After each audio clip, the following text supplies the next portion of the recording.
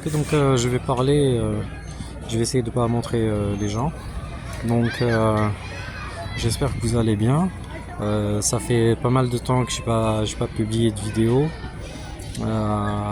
C'est parce qu'en fait je n'avais plus la motivation de le faire. Parce que j'ai été super fatigué pendant pas mal de temps. Donc super fatigué, ça veut dire quoi? Ça veut dire que je me sentais très mal. J'avais, je ressentais en fait de la douleur au niveau de ma poitrine, donc j'arrivais pas à respirer. Donc ça s'appelle l'anxiété. Donc toujours lorsqu'on réussit pas à bien respirer, le problème il vient souvent de l'anxiété. Et l'anxiété c'est quoi? C'est en fait c'est l'anxiété de ce qui va arriver. Donc c'est toujours une anxiété par rapport au futur, parce que le présent, c'est le temps présent, c'est ce qu'on est en train de vivre actuellement. Et puis le futur c'est ça qui nous fait peur. Donc on a peur de souffrir, on a peur d'avoir mal, on a peur de nous sentir pas bien du tout, et de souffrir surtout. Donc c'est cette souffrance là qui fait que on a peur.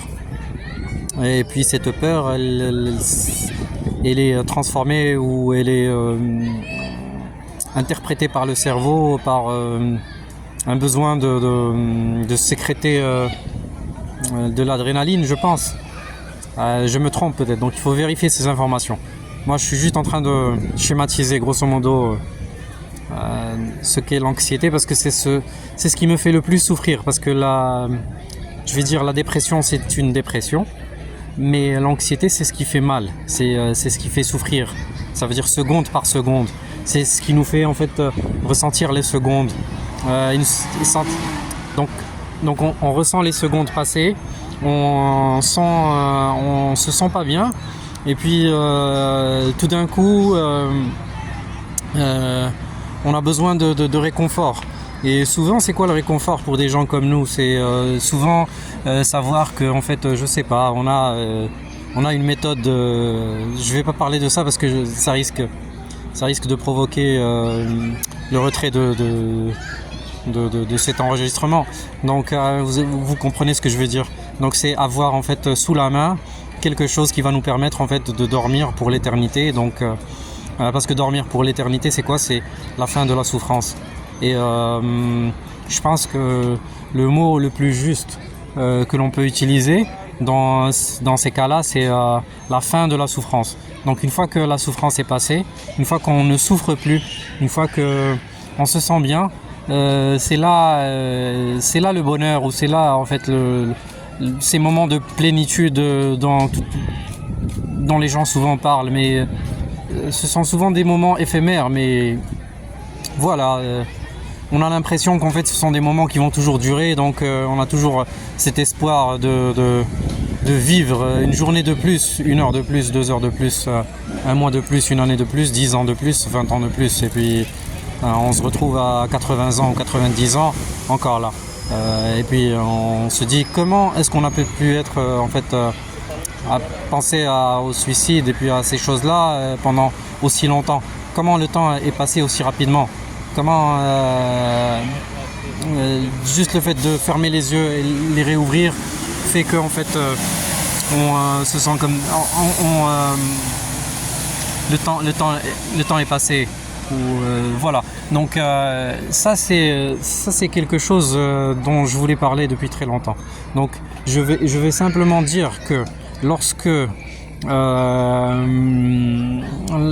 aujourd'hui, pourquoi je fais cette vidéo? Parce que bon, je veux pas parler de ma vie privée, je veux pas parler de ma vie personnelle, mais je fais cette vidéo parce que voilà, je suis là et je ne suis pas là en même temps. C'est un sentiment super bizarre. Les enfants sont en train de jouer, je suis dans un parc, je suis assis sur un banc. Je me sens bien parce que je suis assis sur un banc, et puis je suis seul, et puis il y a personne pour en fait et il y a personne pour je ne sais pas, il y a personne pour me contredire, il y a personne pour me faire du mal grosso modo. parce que ça me rappelle toujours ça me rappellera toujours la phrase de, de Sartre, où cette phrase célèbre où il disait que l'enfer c'est les autres. C'est peut-être pas les autres tout le temps, mais c'est certains autres, je dirais que c'est certains autres.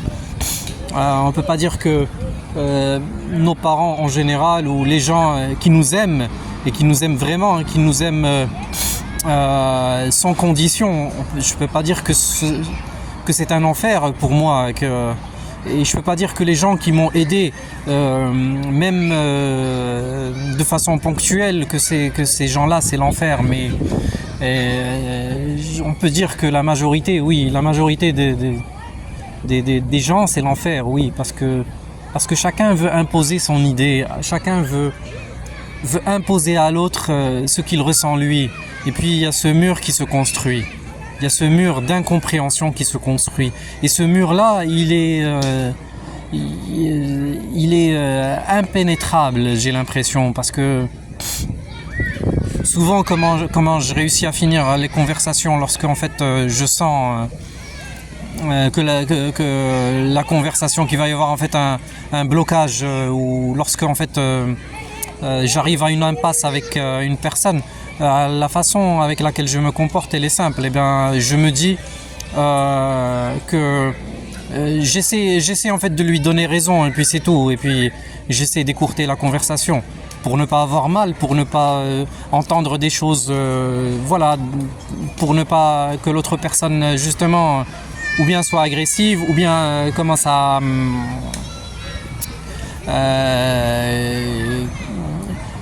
commence à critiquer, ou commence à sortir des mots qui vont être gravés, ou qui vont en fait être gravés dans mon esprit pendant, je ne sais pas, pendant assez longtemps. Donc des plaies qui vont peut-être se réouvrir de façon en fait périodique. Donc et de façon fréquente surtout. Donc j'essaie d'éviter tout ça. Donc pour éviter tout ça, j'essaie de juste donner raison à l'autre personne, et puis dire que en fait la conversation va s'arrêter là, et puis vu qu'en fait il a eu raison, donc il ne va pas il va lui aussi en fait passer à autre chose, parce que c'est incroyable comment les gens peuvent essayer d'imposer leur façon de voir les choses aux autres, même si c'est quelque chose qui est très fréquent, qui est c'est une chose qui est hyper fréquente chez les Marocains. Et puis en général, moi ce que je voudrais dire par cet enregistrement, c'est que la souffrance elle est là, elle est toujours là. Je vais peut-être essayer de commencer autre chose, avec une énergie que je n'ai pas. Voilà, pour dire la vérité, c'est la vérité elle est simple, c'est une énergie que je n'ai pas, et c'est quelque chose qui va me demander un effort que je n'ai peut-être pas. Donc ce sont peut-être, on va dire que je suis défaitiste, non, je dis ce que je ressens à l'instant. Donc c'est peut-être une énergie que je n'ai pas, mais je vais quand même essayer de faire cet effort. Je vais essayer de trouver ces ressources, ou aller chercher ces ressources, et puis si je ne les trouve pas, eh ben tant pis, j'aurai quand même essayé. Donc j'aurai quand même ce mérite là, voilà. Donc moi je fais en fait cette vidéo parce que je me sens pas bien. Donc voilà, c'est lorsqu'en fait je me sens vraiment plus bien, et lorsque je me dis il y a personne qui me comprend, et puis si je commence à parler à une autre personne, elle va tout simplement me faire du mal. Donc oui, s'asseoir seul, et puis voilà, apprécier la nature, respirer de l'air un peu pur, être à côté des arbres, être à côté de la nature, être à côté de l'herbe, être ici, ça fait du bien, ça fait un bien fou. Mais mais il y a toujours quelque chose qui nous manque, c'est parler. On a besoin de s'exprimer parce que là, j'étais assis, j'étais en train de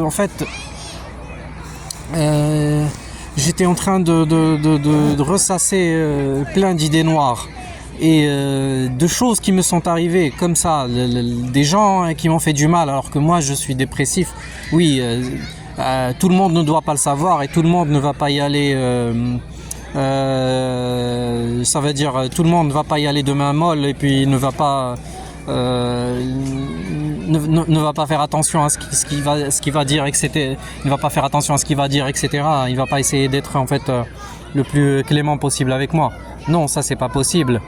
Mais ce qui est vraiment dommage, c'est le fait de le fait que certains sont comme ça et puis certains sont l'enfer pour les autres. Voilà.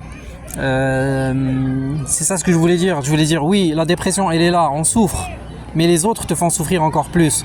Les autres sont méchants. Ils sont méchants parce qu'ils souffrent eux aussi. Mais est-ce qu'on doit toujours essayer de comprendre les autres?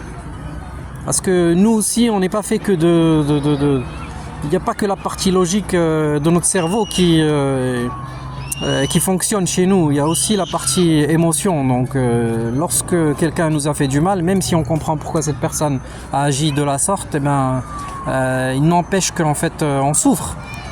Et voilà, c'est cette souffrance-là dont je veux parler. Voilà, donc je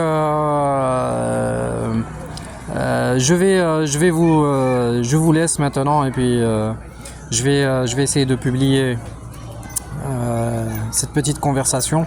Puis voilà, la souffrance elle est toujours là, la dépression ne part pas. C'est quelque chose. Je pourrais faire une vidéo et dire oui, comment en fait j'ai battu ma dépression ou comment je me suis sorti de la dépression. Oui, ça va faire beaucoup de vues. Oui, il y a plein de gens qui vont la voir. Il y a plein de gens qui vont en fait se sentir bien après l'avoir vu. Oui, mais est-ce que la solution, est-ce qu'elle fonctionne? Peut-être qu'elle fonctionne chez certains et puis tant mieux. Mais est-ce qu'elle fonctionne chez tout le monde? Est-ce que ceux qui vont voir la vidéo et dire j'ai des doutes sur ce que cette vidéo peut m'apporter. Est-ce que voilà. Donc je vous aime, je vous adore parce que là en fait j'ai respiré un bon coup. Là je me suis senti un peu mieux. Là lorsque je vais rentrer, là le chemin du retour va être bien plus simple. Là, je vais moins ressasser ces idées-là parce que je les ai sorties. Voilà. Je vous aime et c'est pour ça que je vous aime. C'est pour ça que ce moyen, en fait, de décompresser, c'est un moyen qui fonctionne un peu, on va dire. Allez, au revoir. Et puis, prenez soin de vous. Et puis, je vous remercie du fond du cœur. Du fond du cœur. Voilà. Bye bye.